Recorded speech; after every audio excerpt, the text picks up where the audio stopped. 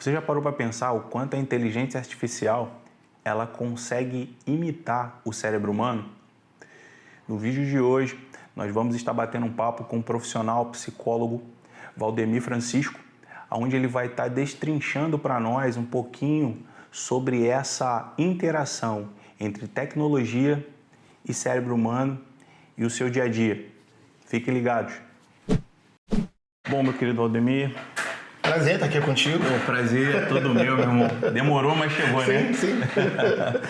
Então, meu irmão, a gente que trabalha com tecnologia não tem muito entendimento, a gente não tem muita noção nem dimensionamento do que isso faz na nossa mente, porque a gente está acostumado com isso, a gente estudou para isso, se qualificou para isso.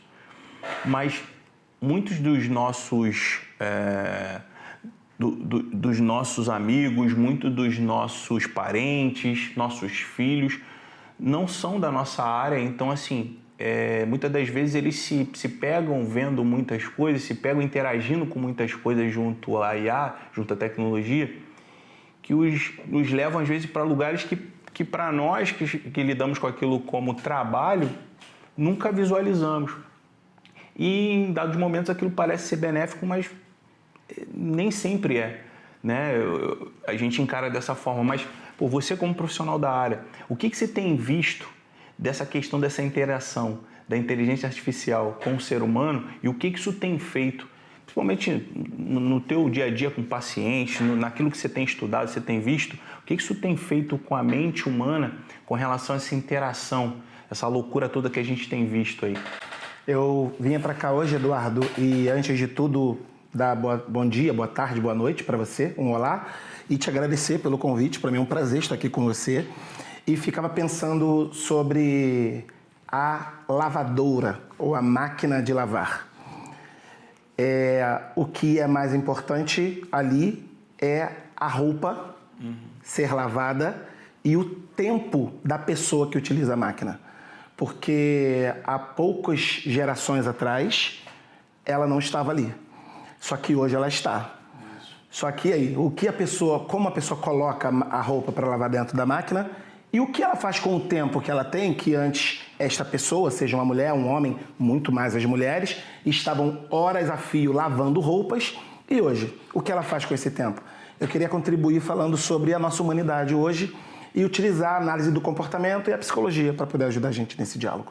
Ótimo, perfeito. Então, assim, eu acho que vai ser de suma importância essa sua interação, porque você já me fez pensar na questão da máquina de lavar roupa, né? Coisa que eu nem tinha parado para pensar, que era algo muito pessoal ali, você lavar roupa, você tinha aquele tempo mais olhando, às vezes, muitas das vezes olhando para a natureza, alguma coisa nesse sentido, e hoje você tem esse tempo remido pela máquina. Sim. E aí, normalmente, você está no celular, ou você vai fazer uma outra atividade linkada à tecnologia, muitas das vezes, Sim. E aquilo trava toda a tua operação. Então, existe toda uma discussão que ela também é filosófica sobre a interação da inteligência artificial com o humano.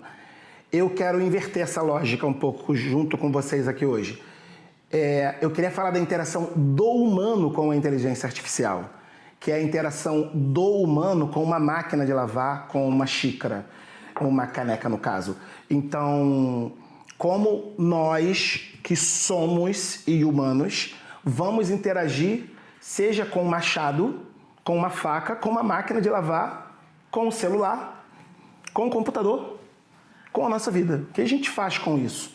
E aí eu queria caminhar nessa direção para convidar você que está aí nos acompanhando esse nosso bate-papo a ser mais humano. Mas a gente aponta um pouquinho mais disso daqui a pouco. não, perfeito, perfeito. E como é que você direcionaria isso para a gente, assim, para deixar um pouco mais claro? Como é que a gente conseguiria chegar nesse ponto de não ser refém de nada? Porque pelo que eu estou entendendo, você está falando do ser, é você não ser refém de ninguém. É você simplesmente fluir dentro daqueles equipamentos, dentro daquilo tudo que você utiliza, os objetos, e não ser refém daquilo, mas sim você usufruir do uso daquilo. Gostei da tua fala, inclusive, obrigado, porque quando a pessoa, você usou o termo ser refém, quando a pessoa ela está sendo refém, ela está sendo. Só que isso é uma escolha. Quando você existe de uma determinada forma, é uma maneira de funcionar. Por exemplo, você citou a questão da tecnologia para que fique claro para todos nós. Uma criança de 5 anos de idade consiga nos assistir e compreender. A tecnologia, ela é determinada numa época. Só que se nós transportarmos a época de hoje para 40 anos atrás, em que muitas coisas eram manuais, o nosso corpo interagia com aquela coisa. As crianças de hoje, elas já nascem apresentando a elas estímulos discriminativos, que são formas de aprender, de iluminação, luz, contato com a natureza ou não, telas. Isso já é uma coisa meio que natural. Então a musculatura delas, a maneira de falar, a maneira de pensar, a forma de agir, de sentir suas emoções estarão relacionadas com aquela época em que tais tecnologias, seja o machado, seja uma furadeira elétrica, estavam. Então, para o machado, o movimento do braço é esse. Para uma furadeira, o movimento do braço é esse. A musculatura, eu tô arrepiado falando disso, a musculatura, ela vai se moldando à época que a gente vive. Perfeito. Então é importante que a população da época que nós estamos exista, que ela seja, não ser refém. É uma escolha. E aí, não dá pra gente, cada um é sujeito do seu tempo. Então nós nascemos nessa época. É essa época que nós nascemos. Tem câmera, tem celular, tem Mac, tem muita cafeteira, tem muitas coisas de nossa tecnologia.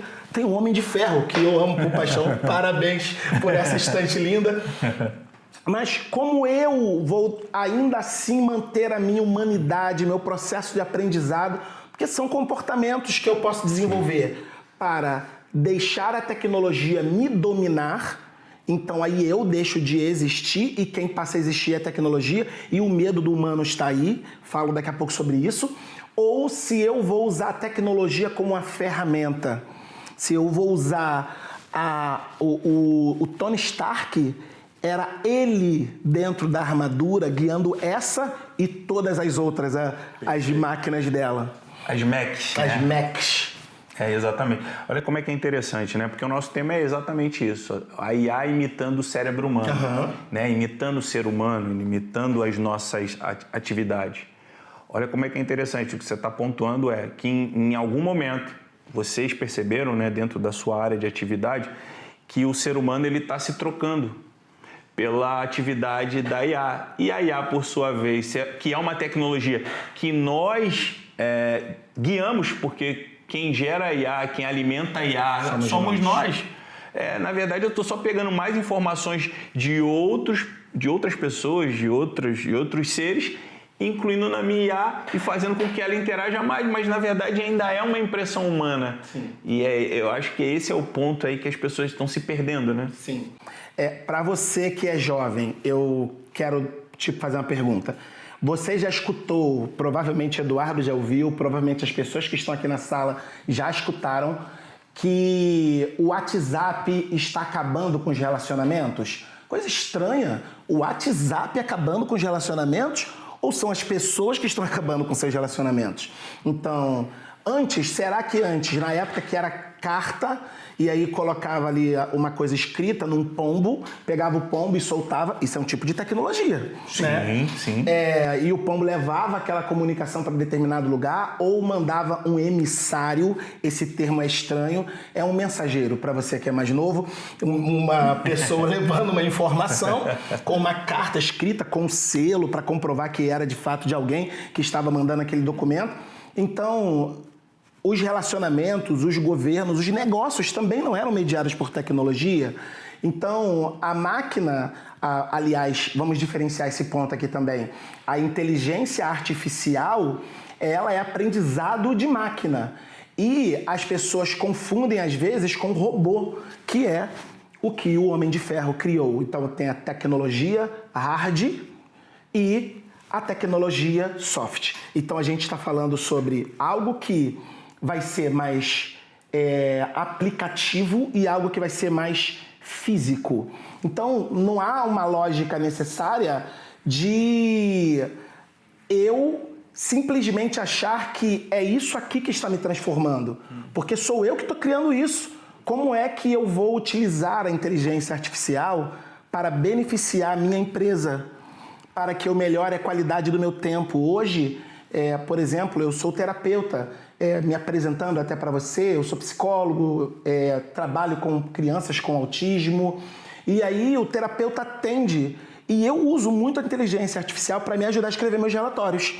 Uma parte do relatório eu falo para ela e depois eu pego aquele texto, reviso aquele texto, porque ela escreve coisas erradas às vezes, e depois eu monto a estrutura de um documento que eu estou produzindo.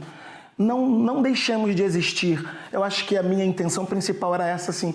Vamos ser como nós, por exemplo, o ser amigo, ser marido e vários lugares onde a gente pode existir. Não, perfeito, perfeito. Eu acho que é o grande ponto aí.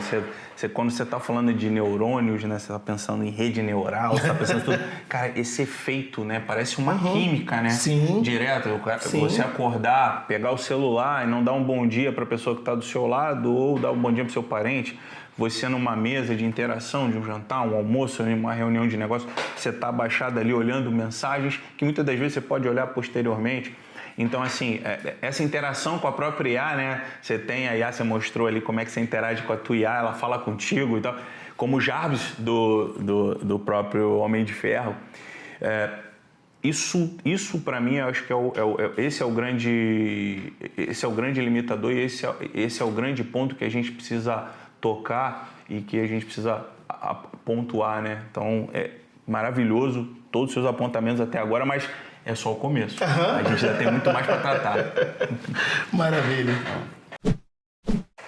Bom, seguindo falando sobre IA, sobre interações, se eu falasse para vocês que a IA ela consegue ajudar num possível diagnóstico de um autismo, por exemplo, se eu falasse para vocês que a IA ela também tem sido um balizador de diagnóstico por parte de terapeutas e profissionais qualificados. Então, nós vamos continuar o nosso bate-papo aqui com o Valdemir falando exatamente sobre esses pontos. Fiquem ligados porque isso vai ser extremamente importante para aquele pai, para aquela mãe que quer entender um pouco mais de tudo aquilo que acontece muitas das vezes com seus filhos diagnosticados com N patologias ou N processos neurais que está passando naquele momento. E se você curtiu esse vídeo, achou ele relevante, eu peço que você se inscreva no canal, ative as notificações e sigam conectados.